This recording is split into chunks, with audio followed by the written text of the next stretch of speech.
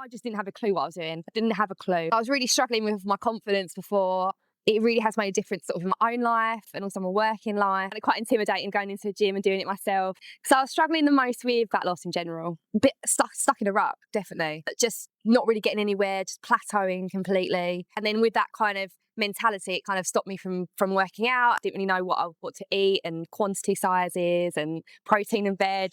Didn't really understand that. So I've learned how to, pre-prepare meals, just generally feeling more healthy, more toned, having more energy and feeling better about myself, just well-being.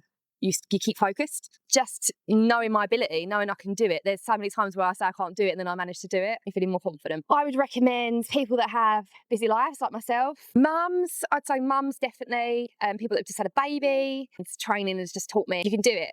I've learned so much about myself. It's just made me feel a lot happier about myself.